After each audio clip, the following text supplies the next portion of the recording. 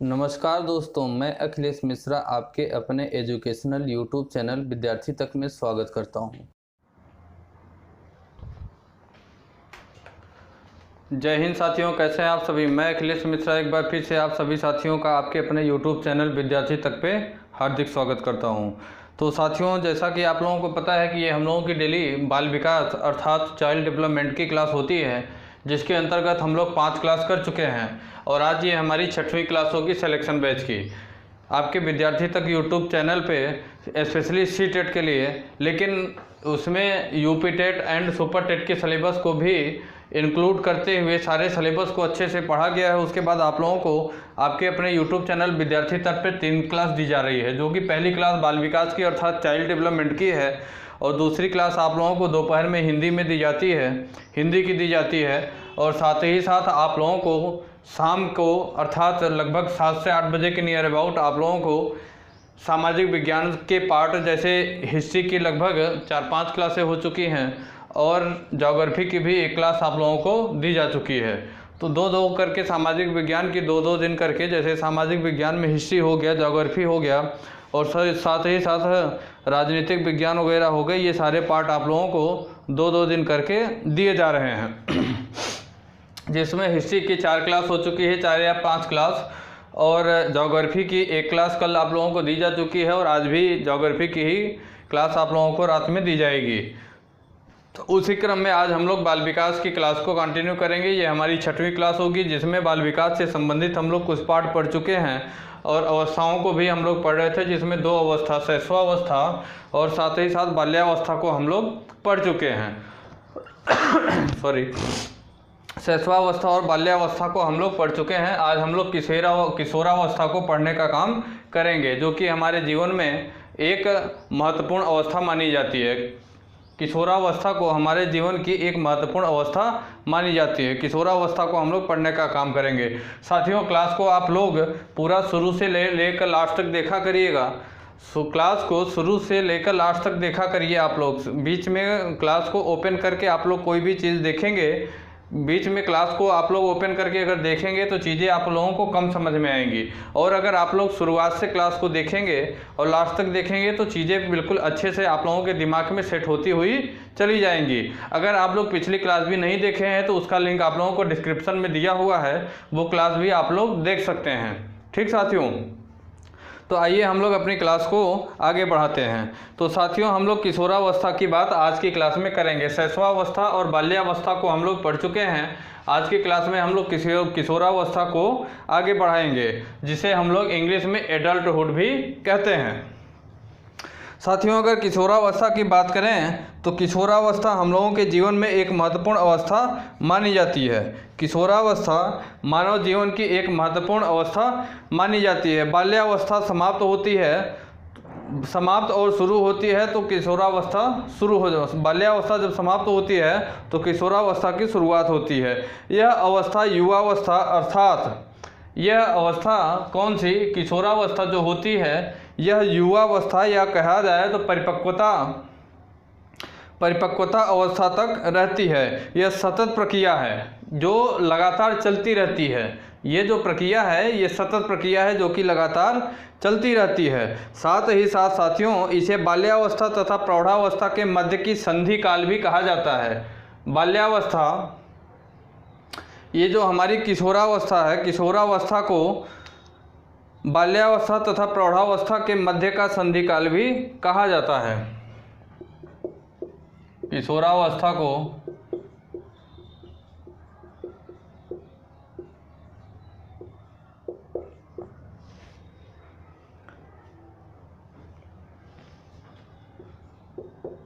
बाल्यावस्था तथा प्रौढ़ावस्था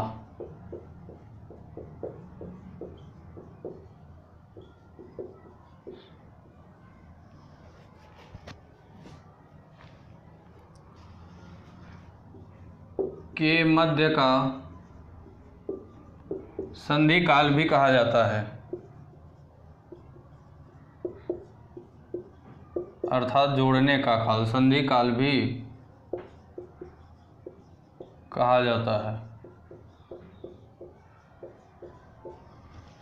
जो साथियों हमारी किशोरावस्था होती है, किशोरावस्था जो होती है यह बाल्यावस्था, कौन सी, बाल्यावस्था तथा प्रौढ़ावस्था के मध्य का संधि काल भी इसे कहते हैं। ठीक साथियों, अगली बात अगर हम लोग कहें तो इस अवस्था की विडंबना यह होती है, किशोरावस्था की विडंबना, सबसे बड़ी विडंबना यह होती है कि बालक स्वयं को बड़ा समझता है और बड़े उसे छोटा समझते हैं। किशोरावस्था की सबसे बड़ी विडंबना यह है कि बालक अपने आप को बड़ा समझता है लेकिन लोग उसे छोटा समझते हैं।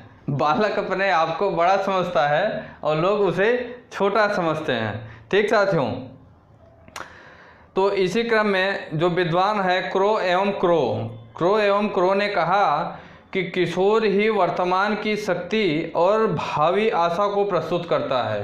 क्रो एवं क्रो का मत है, विद्वान क्रो एवं क्रो के अनुसार ये कहते हैं कि किशोर ही वर्तमान की शक्ति, किशोर ही वर्तमान की शक्ति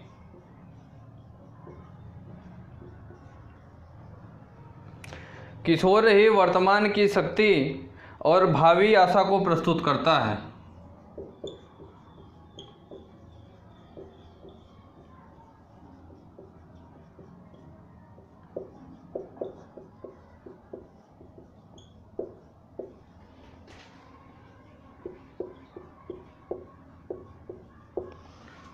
क्रो एवं क्रो कहते हैं कि किशोर ही वर्तमान की शक्ति और भावी आशा को प्रस्तुत करने का काम करता है।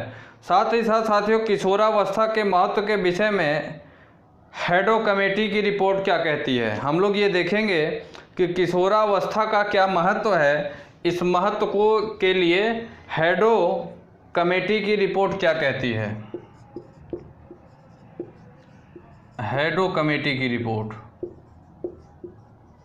हैडो कमेटी की रिपोर्ट, हैडो कमेटी की रिपोर्ट के अनुसार हम लोग देखेंगे कि किशोरावस्था के लिए इनका क्या मत है। तो साथियों, हैडो कमेटी कहती है कि 11 या 12 वर्ष की आयु में बालक की नसों में ज्वार उठना आरंभ हो जाता है। 11 या 12 वर्ष की आयु में किशोर की नसों में ज्वार अर्थात गर्मी उत्पन्न होनी शुरू हो जाती है, उत्तेजना आनी शुरू हो जाती है। कब? 11 तथा 12 वर्ष की आयु के में ही, 11 तथा 12 वर्ष की आयु में ही किशोर की नसों में ज्वार अर्थात गर्मी, उत्तेजना, आवेश उत्पन्न होना शुरू हो जाता है। ये हैडो कमेटी की रिपोर्ट कहती है। कौन? हैडो कमेटी की रिपोर्ट कहती है। साथ ही साथ साथियों, इसे किशोरावस्था के नाम से पुकारा जाता है यदि इस ज्वार का समय रहते उपयोग कर लिया जाए।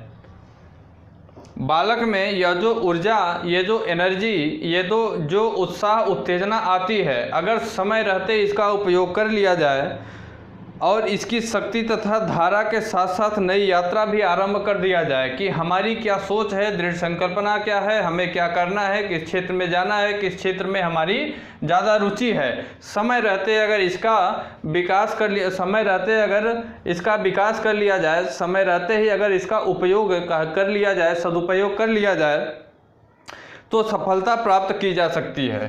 जब 11 तथा 12 वर्ष की आयु में ही किशोर के नसों में ज्वार उत्पन्न होना शुरू हो जाता है, आवेश आता है, उत्तेजना आती है, दृढ़ संकल्पना आती है, जब उसकी दृढ़ शक्ति मजबूत होती है, उसी दौरान अगर बालक उसी दौरान अगर बालक इसकी शक्ति तथा धारा के साथ साथ नई यात्रा जब प्रारंभ कर लेता है, जब नई यात्रा प्रारंभ कर लेता है तो सफलता निश्चित हो जाती है। अगर इस दौरान वह कोई दृढ़ संकल्पना कर लिया, अपने आप को समझा, उसी समय अगर वो किसी भी चीज़ की दृढ़ निश्चय किया कि हमें खेलकूद में जाना है, पढ़ाई करना है, हमें टीचर बनना है, हमें डॉक्टर बनना है, इंजीनियर बनना है, साइंटिस्ट बनना है, या तो फिर स्पोर्ट्समैन बनना है, कुछ भी, अगर इसी बीच में वो दृढ़ संकल्पना किया और उस ओर अपने आप को लेकर चल दिया, उस धारा की ओर, तो मान लीजिए कि सफलता निश्चित उसकी कदम चूमेगी।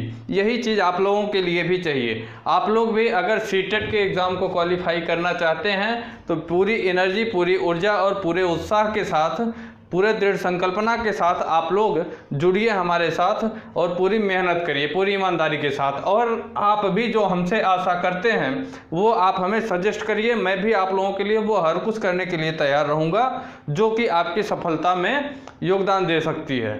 ठीक साथियों, तो यही बात हैडो कमेटी की रिपोर्ट कहती है। साथ ही साथ अब हम लोग देखेंगे कि किशोरावस्था की कौन कौन सी विशेषता होती है। किशोरावस्था की विशेषता,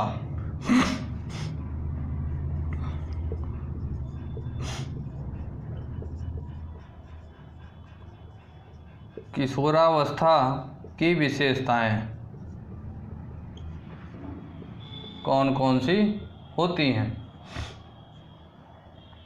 साथियों, किशोरावस्था के अगर विशेषताओं की बात किया जाए तो किशोरावस्था को दबाव, तनाव एवं तूफान की अवस्था भी माना गया है। किशोरावस्था जो होती है यह अत्यंत दबाव में जीने वाली अवस्था, अत्यंत तनाव में जीने वाली अवस्था, अर्थात तूफानी अवस्था भी इसे हम लोग कह सकते हैं। साथ ही साथ अवस्था की विशेषताओं को एक शब्द परिवर्तन में व्यक्त किया जा सकता है। मतलब यह कहा जा सकता है कि किशोरावस्था जो होती है यह परिवर्तन की अवस्था भी कहा जा सकता है।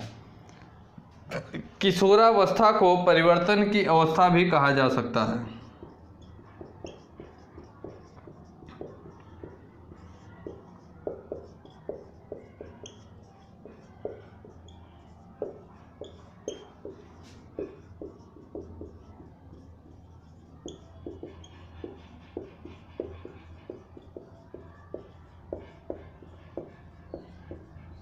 अर्थात किशोरावस्था जो होती है इसमें तमाम परिवर्तन होते हैं, हर क्षेत्र में परिवर्तन होते हैं, चाहे वो सोचने की, समझने की, कुछ कर गुजरने की, चाहे वो अच्छे काम हो या तो फिर बुरे काम हो, कोई भी काम हो। बालक के दिमाग में, किशोर के दिमाग में उस समय जो चीज़ें आ गई, उस समय उसके दिमाग में सिर्फ यह रहेगी कि हमें इस समय इसे कर लेना है। तो साथियों, किशोरावस्था को अगर हम लोग एक शब्द में कहें तो परिवर्तन की अवस्था भी कहा जा सकता है। कौन सी अवस्था? परिवर्तन की अवस्था भी कहा जा सकता है। इसकी विशेषताओं में साथियों हम लोग देखेंगे सबसे पहले कि शारीरिक विकास किस प्रकार से होता है किशोरावस्था में। सॉरी साथियों, इसे थोड़ा हटा लें तो जगह बन जाएगी, एक साथ पढ़ने का काम करेंगे हम लोग। अवस्थाएं बहुत ही महत्वपूर्ण हैं, इस वजह से इस चैप्टर में थोड़ा सा टाइम लग रहा है और इस चैप्टर से हर हाल में 1 से 2 क्वेश्चन पूछे जाने हैं, ये आप लोग मान के चलिए। इस वजह से ये चैप्टर थोड़ा सा लेंदी है, तो लगभग 2-3 क्लास और लेनी पड़ेगी आप लोगों को, तब तक ये ख़त्म हो जाएगा।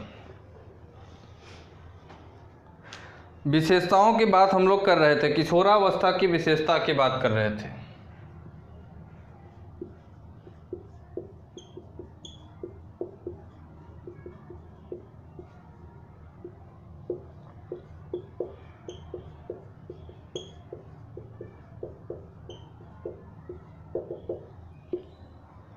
पहली है साथियों विशेषता में, शारीरिक विकास किस प्रकार से होता है।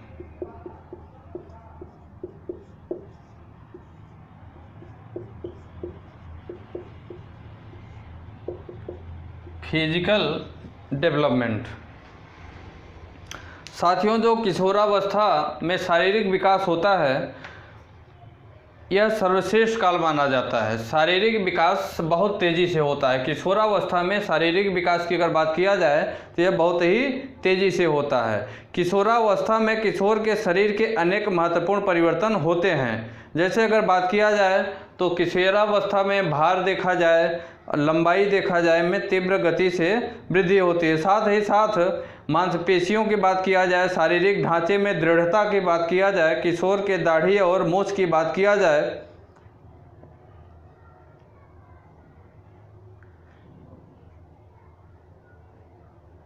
किशोर में दाढ़ी और मूंछ की बात किया जाए तो ये सारी चीज़ें जो है साथियों, शारीरिक विकास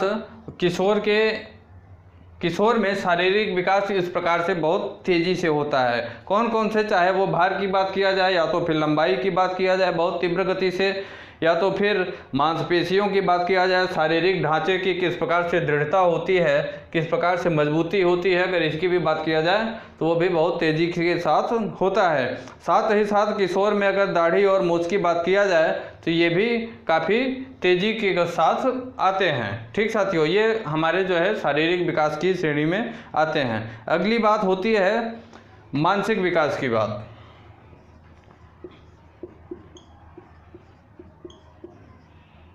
मानसिक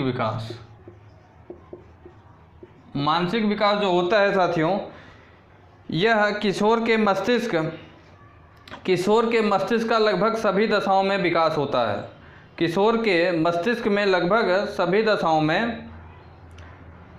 दिशाओं में विकास होता है, जिससे विशेष रूप से अगर देखा जाए तो कल्पना और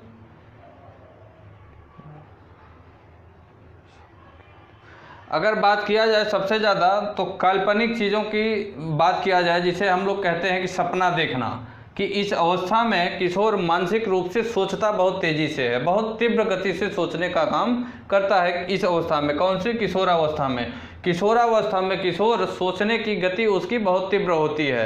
जैसे कहते हैं कि सपने देखने की बात, कि स्वप्न करने की, किसी भी चीज़ की कल्पना करने की, स्वप्न देखने की गति काफ़ी तीव्र होती है। साथ ही साथ साथियों बुद्धि की बात किया जाए तो बुद्धि की अधिकता का भी इसमें विकास होता है। मानसिक विकास की श्रेणी में देखा जाए तो किशोरावस्था जो होती है इसमें किशोर के मानसिक विकास भी बहुत तेज़ी से होता है। समझ रहे हैं? सोचने समझने की भी गति काफ़ी तेज़ी से होती है। साथ ही साथ तर्क करने की शक्ति भी इसमें काफ़ी तेज़ी, विरोधी मानसिक दशाएं भी इसमें काफ़ी तेज़ी से विकसित होती हैं। ठीक साथियों, अगली बात हम लोग करेंगे घनिष्ठ एवं व्यक्तिगत मित्रता की। घनिष्ठ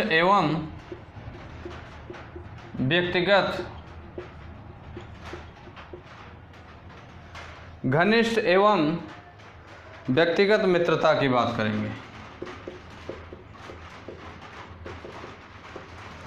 साथियों किशोरावस्था में किशोर घनिष्ठता के साथ घनिष्ठ और व्यक्तिगत मित्रता की ओर ज़्यादा वो ध्यान आकर्षित करता है, अर्थात घनिष्ठ मित्रों की खोज करता है जो कि व्यक्तिगत रूप से ना वो पारिवारिक रूप से जुड़े हुए हों, ना वो भाई से जुड़े हुए हों, ना किसी रिलेशन से, ना के मतलब मित्रता जो करता है वो व्यक्तिगत रूप से अपनी स्वयं की बनाई हुई मित्रता को करता है और उसी को घनिष्ठता का रूप देता है, काफ़ी मजबूती का रूप वह देता है। तो साथियों अगर बात करें तो किसी समूह का सदस्य होते हुए भी किशोर केवल 1 या 2 बालकों से घनिष्ठ संबंध रखता है। किशोर जो है भले ही किसी व्यक्तिगत समूह का सदस्य क्यों ना हो, लेकिन उसमें से 1 या 2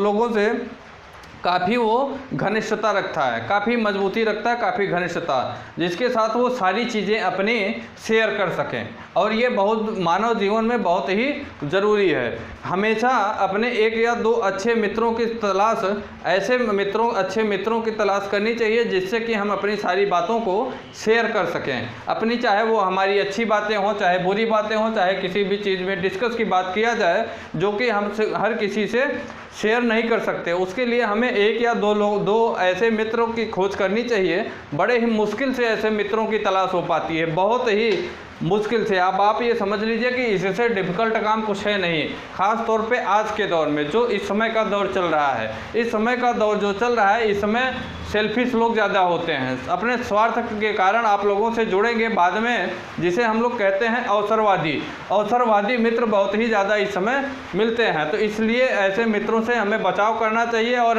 बहुत ही अच्छे और घनिष्ठ मित्रों को सेलेक्ट करना चाहिए, चॉइस करना चाहिए और उन्हीं से हमें अपनी बातों को शेयर करना चाहिए। सिर्फ 1 या 2 ऐसे लोगों को रखना चाहिए, इससे हमारा मन भी हल्का होता है, हमारी चीज़ें डिस्कस करने में बहुत ही हेल्प भी मिलती है। ठीक साथियों, ये हमारी विशेषता हुई। अगली बात करें तो व्यवहार में भी इनके भिन्नता होती है। व्यवहार में भिन्नता,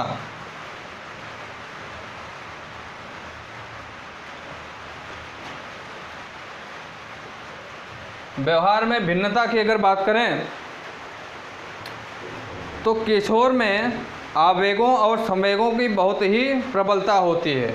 किशोर में आवेग और संवेग दोनों की बहुत ही प्रबल मात्रा में उपस्थिति होती है, बहुत ही मजबूती में उपस्थिति होती है, आवेग भी और संवेग भी। ठीक साथियों, अगली बात अगर करें तो यही कारण है कि वह विभिन्न अवसरों पर भिन्न प्रकार से व्यवहार करता है। जैसा उसके साथ आप रिएक्ट करेंगे उसी प्रकार से वो भी आपके साथ रिएक्ट करेगा। जैसा आप उसके साथ पेश आएंगे, किशोरावस्था में किशोर से जिस प्रकार से आप उसके साथ पेश आएंगे उसी तरीके से वो आपको जवाब देने का काम करेगा। कहीं भी किसी भी प्रकार से वो आपसे पीछे नहीं हटेगा, चाहे वो मान सम्मान की बात हो, व्यवहार की बात हो, चाहे वो किसी भी चीज़ों की बात किया जाए। अगर आप उसकी थोड़ी सी हेल्प किए रहेंगे तो अगर वो अच्छा किशोर है, अच्छा व्यक्ति है, तो वो आपकी ज़्यादा हेल्प करने की कोशिश करेगा। कौन सी अवस्था में? किशोरावस्था में किशोर की बात की जा रही है यहाँ पे। ठीक साथियों, अगली बात अगर करें तो जैसे अगर कहा जाए तो किसी समय वह अत्यधिक क्रियाशील हो जाएगा और किसी समय अत्यधिक निष्क्रिय हो जाएगा। किसी समय आपके प्रति वह काफ़ी क्रियाशील होगा, किसी समय अत्यधिक निष्क्रिय हो जाएगा। ठीक साथियों, अगली बात अगर करें तो किसी परिस्थिति में साधारण रूप से उत्साहपूर्वक और किसी में असाधारण रूप से उत्साहहीन हो जाता है। ठीक साथियों, ये उसके व्यवहार में भिन्नता पाई जाती है किशोरावस्था में किशोर की। अगली बात हम लोग करेंगे स्वतंत्रता व विद्रोह की भावना कब होती है। बालक में अर्थात किशोर में स्वतंत्रता व विद्रोह की भावना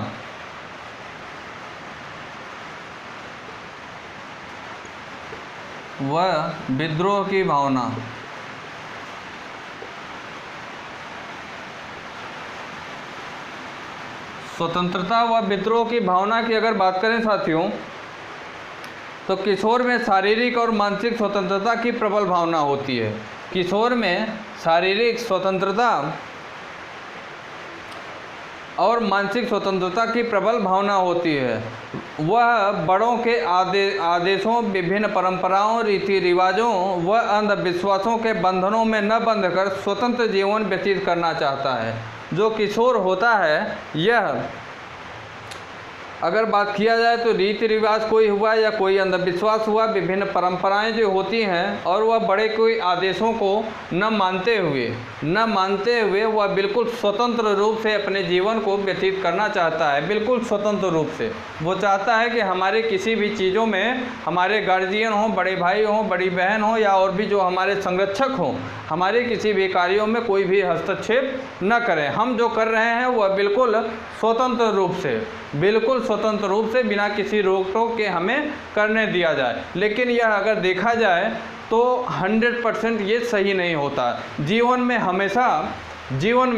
हमेशा रोक टोक बहुत ही आवश्यक है। किसी न किसी गार्जियन की या संरक्षक की बहुत ही आवश्यकता होती है जीवन में। अगर हमारे ऊपर कोई गार्जियन या संरक्षक नहीं है तो ये कहीं न कहीं अगर देखा जाए तो हमें असफल होने में ये बहुत सहायक होगी। सफल हम लोग नहीं हो सकते 100%। अगर हमारे जीवन में कोई रोकने टोकने वाला, कोई सजेस्ट करने वाला, कोई अच्छी बुरी चीज़ें बताने वाला नहीं है, इसलिए हमारे जीवन में यह भी बहुत ही आवश्यक है। ठीक साथियों, लेकिन किशोर जो होता है वह यही चाहता है किशोरावस्था में कि हमें किसी भी प्रकार की रोक टोक, रीति रिवाज, किसी भी प्रकार का अगर कहा जाए तो अंधविश्वास और कोई भी रीति रिवाज हुआ, इसके बंधन में हमें न रखा जाए। ठीक साथियों, किसी प्रकार के प्रतिबंध में वह नहीं रहना चाहता। ठीक साथियों, और अगर उसमें विद्रोह की ज्वाला फूट पड़ती है तो वह बहुत ही नुकसानदेह होता है। छठवीं बात अगर करें तो निश्चित विकास प्रतिमान की बात करते हैं। निश्चित विकास प्रतिमान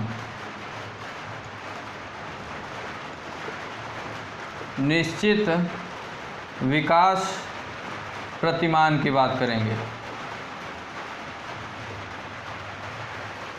निश्चित विकास प्रतिमान क्या होता है साथियों? निश्चित विकास प्रतिमान की बात करें तो यह किशोरावस्था में विकास का एक निश्चित रूप होता है। इसलिए विभिन्न विशेषताएं निश्चित आयु स्तर पर सामान्य विकास क्रम में स्पष्ट रूप से दृष्टिगोचर होती हैं। जैसे अगर हम लोग बात करें तो शरीर विकास चरम सीमा पर होता है, यौन परिपक्वता आ जाती है, उच्च संवेगात्मकता के लक्षण भी दिखाई देने लगते हैं, रुचियों व अभिवृत्तियों में परिवर्तन आ जाता है, किशोर समूह में अपेक्षित व्यवहारों को करने लगता है। किशोर समूह जो अपेक्षा करता है, अपेक्षित व्यवहार को वह करने लगता है। साथ ही साथ साथियों अगर बात करें तो असुरक्षा की भावना से घिरा रहता है, काम शक्ति तीव्र हो जाती है, शारीरिक परिवर्तनों में वृद्धि अपनी चरम सीमा पर पहुंच जाती है, स्थिरता व समायोजन का अभाव होता है, स्वतंत्रता व विद्रोह की भावना भी प्रबल होती है। स्वतंत्रता और विद्रोह की भावना भी इसमें प्रबल होती है। इसलिए निश्चित विकास के प्रतिमान के कुछ लक्षण होते हैं, निश्चित गति से यह विकास होते हैं, निश्चित विकास का यह प्रतिमान होता है, इंडिकेटर कहते हैं कि यह इंडिकेटर होता है। ठीक, अगली बात साथियों हम लोग करेंगे कि शैशवावस्था की पुनरावृत्ति। शैशवावस्था की पुनरावृत्ति, इसी में विशेषताओं में यह भी आएगा, आप अलग से मत समझिएगा।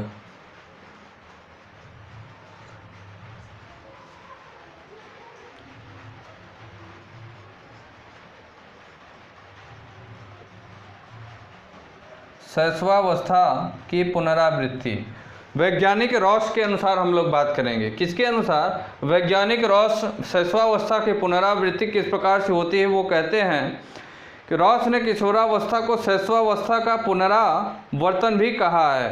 किशोरों के अनेक लक्षण ऐसे होते हैं जो शिशुओं की भांति भी दिखाई देते हैं। जैसे अगर हम लोग बात करें तो किशोर में संवेगात्मक अस्थिरता अधिक होती है, उन्हें भी शिशु की भांति वातावरण के साथ समायोजन करना पड़ता है। शिशु की भांति वातावरण में उन्हें भी समायोजित करना पड़ता है। अभी जो हम बात कर रहे थे आपसे कि संरक्षक का होना बहुत ही आवश्यक है, इसी प्रकार से वातावरण कौन सा है उस वातावरण में समायोजन करना भी एक बहुत बड़ी रिस्पॉन्सिबिलिटी है, बहुत बड़ा चैलेंज होता है।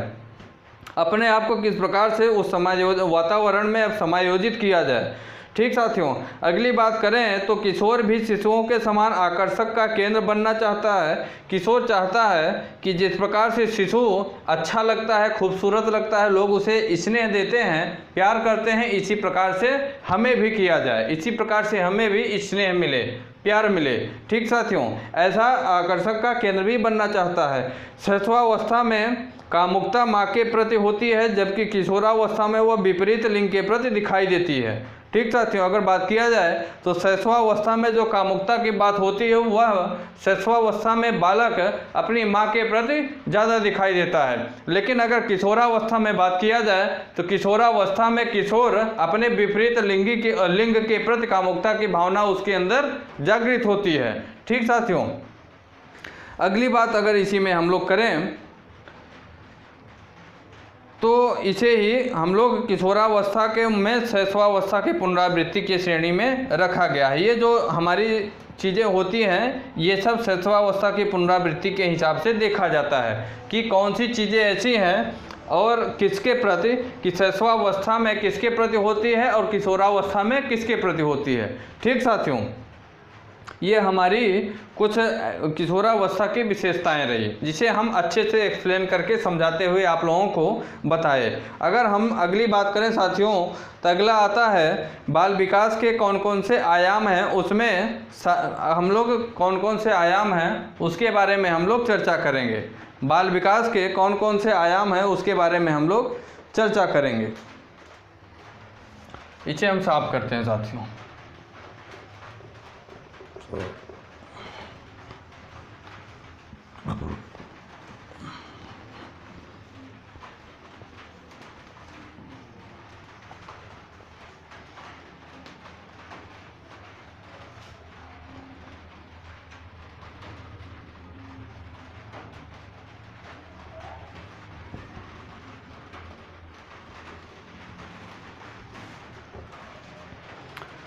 बाल विकास के आयाम।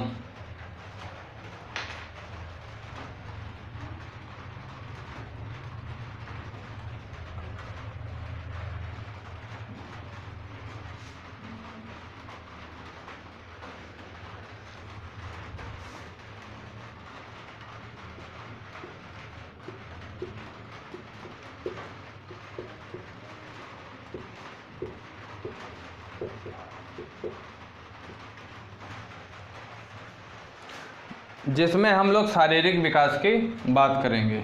कौन से विकास की? शारीरिक विकास की।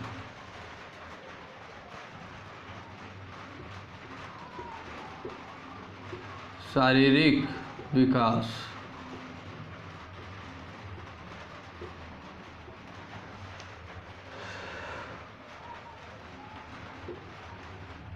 बिल्कुल बेहतर तरीके से आप लोग अपने नोट्स बनाइएगा, एक एक चीज़ें यहाँ एक्सप्लेन करके आप लोगों को समझाते हुए बताया जाएगा। ठीक साथियों, अगर हम लोग फिजिकल डेवलपमेंट की बात करें अर्थात शारीरिक विकास की बात करें, फिजिकल डेवलपमेंट अर्थात शारीरिक विकास की हम लोग बात करें, तो साथियों शारीरिक विकास के अंतर्गत शरीर के समस्त आंतरिक एवं बाह्य अंगों के विकास की बात की जाती है। शरीर के समस्त आंतरिक एवं बाह्य अंगों के विकास की बात की जाती है। जैसे अगर बात किया जाए तो शरीर की लंबाई, भार, शारीरिक अनुपात, अस्थियों का विकास, मांसपेशियों का विकास, आंतरिक अवयवों का विकास तथा शारीरिक स्वास्थ्य का अध्ययन आता है। इसके अंतर्गत हम लोग बात करें तो हमारे शरीर की लंबाई किस प्रकार से, भार कैसे बढ़ता है, शारीरिक अनुपात किस प्रकार से विकसित होता है, अस्थियों का विकास, मांसपेशियों का विकास, आंतरिक अवयवों का विकास तथा शारीरिक स्वास्थ्य का अध्ययन किस प्रकार से किया जाए, इसके बारे में हम लोग इसके अंतर्गत चर्चा करते हैं। ठीक साथियों, शारीरिक विकास के अंतर्गत यह भी देखा गया कि वो कौन कौन से तत्व हैं जो शारीरिक विकास को प्रभावित करते हैं। ऐसे कौन कौन से तत्व हैं जो शारीरिक विकास को प्रभावित करते हैं। तो साथियों हम लोग शारीरिक विकास के नियम को पढ़ेंगे। ठीक, पहला नियम है मस्तकाधोमुखी का नियम।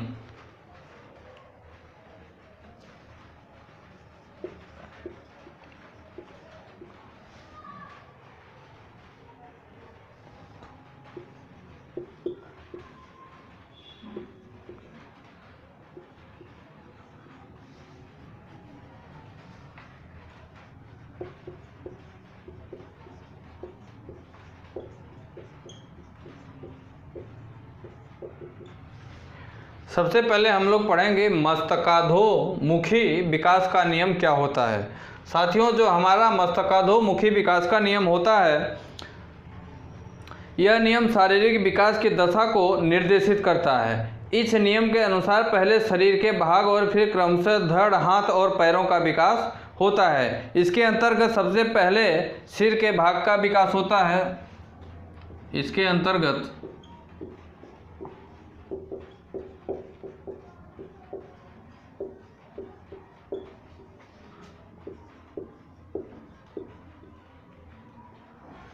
अंतर्गत अगर बात करें तो सबसे पहले शरीर के भाग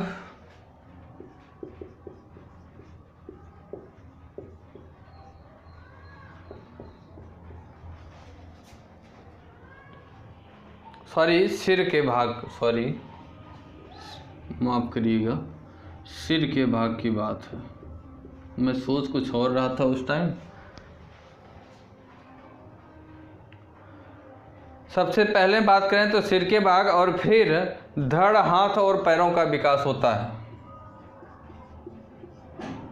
और फिर धड़, हाथ और पैरों का विकास होता है। पैरों का विकास होता है। ये दिमाग में रखिएगा, आपसे एग्जाम में पूछेगा मस्तकाधोमुखी विकास का नियम क्या है, इसके अंतर्गत क्या क्या विकास, किसका विकास होता है। तो साथियों इसके अंतर्गत सबसे पहले सिर के जो भाग होते हैं उसका विकास होता है। उसके बाद फिर धड़, हाथ और फिर पैरों का विकास होता है। ठीक साथियों, अगली बात हम लोग करेंगे कि विकास चक्र का नियम क्या है। लॉ ऑफ साइकिल डेवलपमेंट, विकास चक्र का नियम क्या है। ये हम लोग आयाम पढ़ रहे हैं। विकास चक्र का नियम, विकास चक्र के नियम की अगर हम लोग बात करें तो मनोवैज्ञानिक अध्ययनों से ज्ञात हुआ है कि संपूर्ण मानव विकास की प्रक्रिया निम्नलिखित 4 चक्र में पूरी होती है। संपूर्ण मानव के विकास की अगर प्रक्रिया की बात किया जाए तो यह 4 चक्र में पूरी होती है। कितने? 4 चक्रों में पूरी होती है। इन 4 चक्रों में बात किया जाए तो पहला जो होता है प्रथम चक्र, यह जन्म से 2 वर्ष तक होता है। जन्म से 2 वर्ष, विभिन्न मनोवैज्ञानिकों का यह मत है, जन्म से 2 वर्ष तक। ठीक साथियों, द्वितीय चक्र जो होता है वह 2 से 11 वर्ष तक।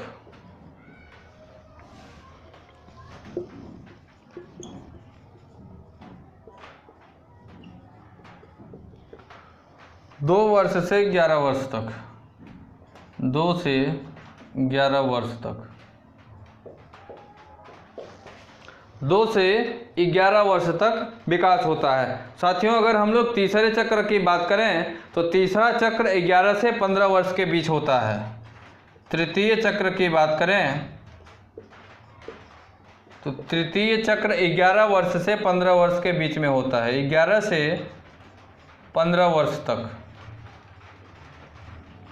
साथ ही साथ अगर हम लोग चौथे वर्ष चक्र की बात करें, चतुर्थ चक्र की, तो 15 से 18 वर्ष के बीच में होता है। चतुर्थ चक्र में 15 से 18 वर्ष के तक, 15 से 18 वर्ष तक।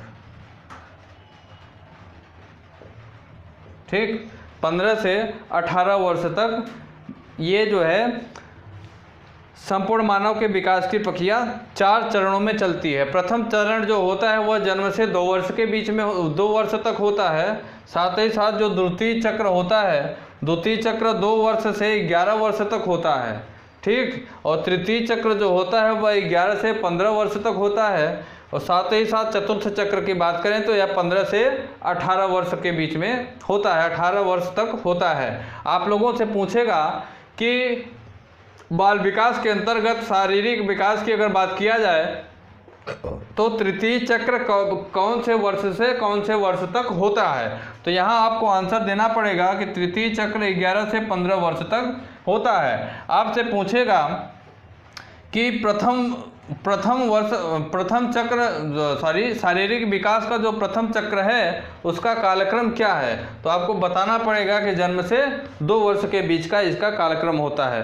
साथियों, हम लोग अगर इसी में बात करें कि प्रथम चक्र में शारीरिक विकास बड़ी तीव्रता से होता है। हमारा जो प्रथम चक्र है जन्म से 2 वर्ष तक, इसमें शारीरिक विकास काफ़ी तेज़ी से होता है। लेकिन अगर बात करें द्वितीय चक्र में तो विकास की गति अपेक्षाकृत धीमी हो जाती है। द्वितीय चक्र जो होती है 2 वर्ष से 11 वर्ष के बीच में, इसमें विकास की गति कुछ धीमी हो जाती है, थोड़ी धीमी होती है।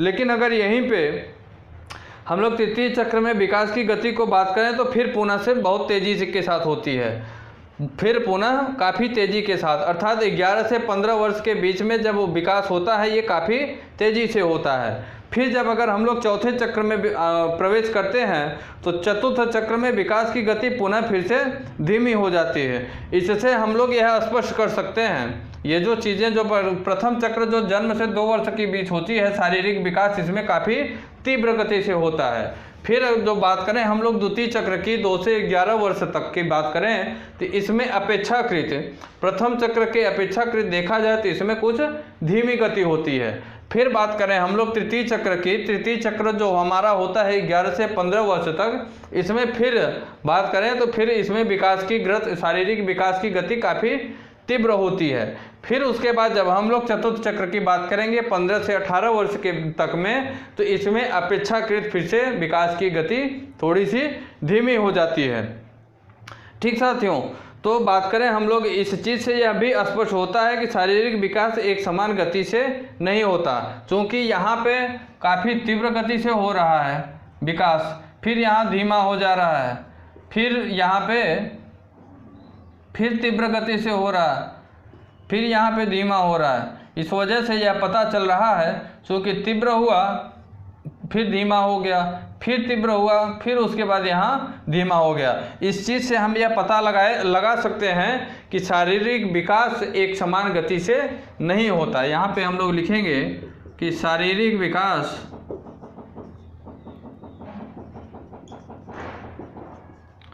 एक समान गति से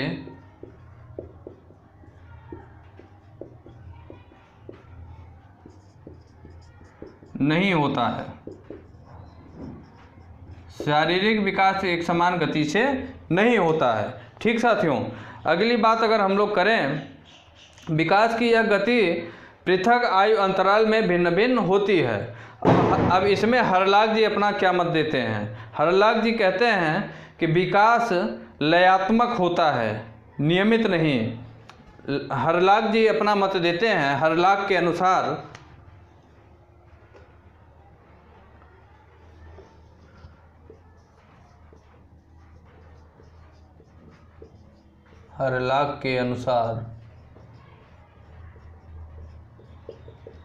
विकास लयात्मक होता है, अर्थात लय के साथ, एक लय से चलता है।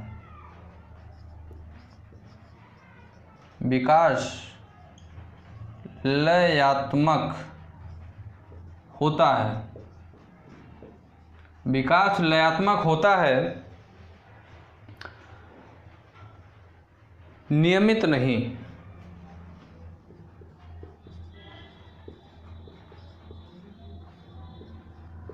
विकास लयात्मक होता है, नियमित नहीं। हरलाख के अनुसार विकास जो होता है वह लयात्मक होता है, नियमित नहीं होता है। ठीक साथियों, अगली हम लोग अगर बात करें तो शारीरिक विकास की भी कुछ विशेषताएं हैं। शारीरिक विकास की कुछ विशेषताओं को हम लोग पढ़ते हैं।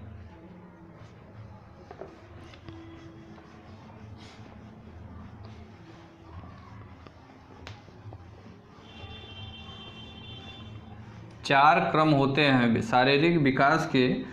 विकास 4 चक्र में पूरा होता है।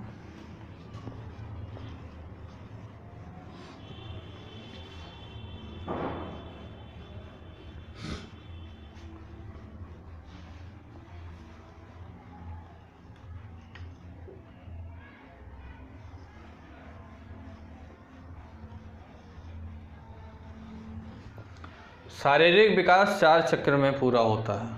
अब हम लोग शारीरिक विकास की विशेषताएं पढ़ेंगे।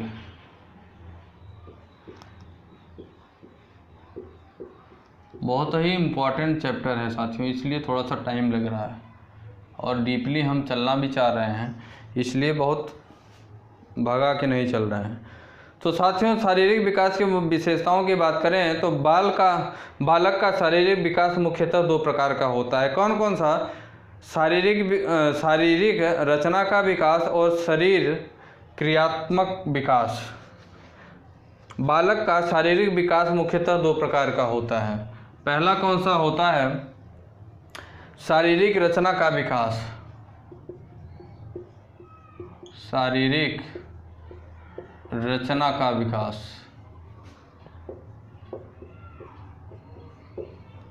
शारीरिक रचना का विकास। और दूसरा इसी में होता है शरीर क्रियात्मक विकास। शरीर क्रियात्मक विकास।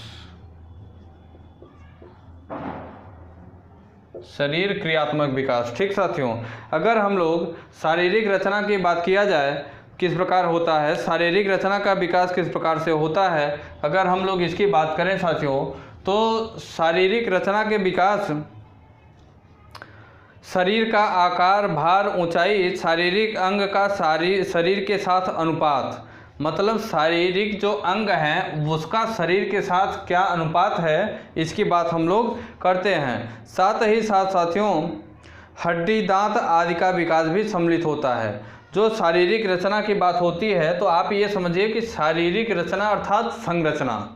शारीरिक रचना की बात यह है कि शारीरिक संरचना की बात करें तो शरीर का आकार बात होती है, उसका भार क्या है, ऊंचाई क्या है, शारीरिक भार क्या है, ऊंचाई क्या है और आकार क्या है, शारीरिक अंगों का शरीर के साथ अनुपात क्या है, हड्डियां किस प्रकार से बढ़ रही हैं, दांतों का विकास किस प्रकार से हो रहा है, ये सारे विकास शारीरिक रचना के विकास के अंतर्गत आते हैं। अब अगर हम लोग बात करें साथियों कि शरीर क्रियात्मक विकास की बात, तो शरीर क्रियात्मक विकास की अगर बात करें तो इसके अंतर्गत तंत्रिका तंत्र आता है, हृदय आता है। इसके अंतर्गत तंत्रिका तंत्र, हृदय, जो हमारे शरीर के आंतरिक ऑर्गन हैं। कौन से? आंतरिक, रुधिर तंत्र, श्वसन तंत्र, रुधिर तंत्र, श्वसन तंत्र, कौन सा? श्वसन तंत्र। साथ ही साथ साथियों पाचन तंत्र, मांसपेशियां, पाचन तंत्र, मांसपेशियां, पाचन तंत्र, मांसपेशियां, अंतःस्रावी ग्रंथ,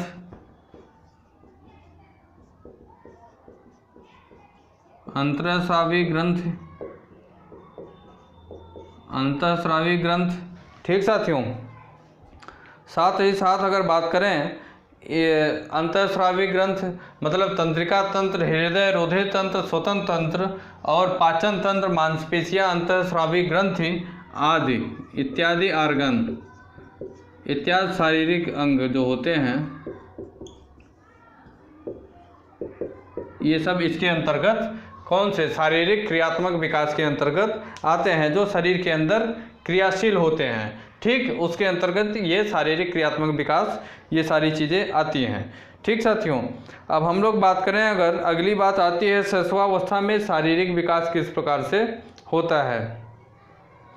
शैशवावस्था में शारीरिक विकास किस प्रकार से होता है इसकी हम लोग चर्चा करेंगे। ठीक साथियों, क्लास अब ज़्यादा लंबी हो रही है, इस वजह से इसे हम लोग अब यहीं पे रुकते हैं। उसके आगे हम लोग अगली क्लास में पढ़ेंगे कि शैशवावस्था में शारीरिक विकास किस प्रकार से होता है, दांत का, मुंह का, आँख का, इस प्रकार से चीज़ें जो होती हैं, या शरीर के जो अंग होते हैं, हड्डी हुआ, सिर या मस्तिष्क हुआ, लंबाई हुई, ये सारी चीज़ों का विकास शैशवावस्था में किस प्रकार से होता है, इस पर हम लोग डिटेल से चर्चा करेंगे। ये बाल विकास से संबंधित जो होती है, इसमें हम लोग जो चैप्टर शुरू किए हैं ये हमारे जो है 2 से 3 दिनों में ख़त्म हो जाएगा। कितने दिनों में? बाल विकास की अवधारणा तथा उसके अधिगम से संबंधित जो भी सिद्धांत होते हैं इसे हम लोग पढ़ रहे हैं। ये चैप्टर 2 से 3 दिनों में ख़त्म हो जाएगा। चैप्टर थोड़ा सा लंबा है, डीपली हम लोगों को पढ़ना है, क्योंकि एग्जाम में कोई भी क्वेश्चन जिससे छूटे ना, इस वजह से क्लास थोड़ी लंबी चल रही है। सिलेबस की बिल्कुल भी आप लोग चिंता मत करिएगा, आप लोग बस बेहतर तरीके से मन लगा के पढ़िए। ज़रूरत पड़ने पर मैं आपसे बताया हूँ कि 3 से 4 घंटे की लगातार किसी भी संडे को मैं मैराथन ले लूँगा अगर ज़रूरत पड़ी तो, लेकिन विश्वास दिलाता हूँ मैं आपको कि मैराथन की ज़रूरत ही नहीं पड़ेगी। मैराथन की ज़रूरत नहीं पड़ेगी। एग्ज़ाम से पहले सिलेबस को हम लोगों को अच्छे से ख़त्म करना है, इसकी गारंटी हमारी है। बस आप लोग जुड़े रहिए, क्लास को शुरू से लास्ट तक देखा करिए, अच्छे से पढ़ाई करते रहिए। और अगर आप हमारे यूट्यूब चैनल विद्यार्थी तक पे आप नए हैं, वीडियो देख रहे हैं, तो आप इसे सब्सक्राइब करिए और ज़्यादा से ज़्यादा शेयर करिए। वीडियो अच्छी लगी हो तो लाइक करिए, जिससे कि और भी ज़रूरतमंद विद्यार्थियों तक आपका यूट्यूब चैनल विद्यार्थी तक, ज़रूरतमंद विद्यार्थियों तक आपका यूट्यूब चैनल विद्यार्थी तक पहुंच सके। ठीक साथियों, तो ठीक है, क्लास को यहीं से हम लोग एंड करते हैं। जय हिंद, जय भारत।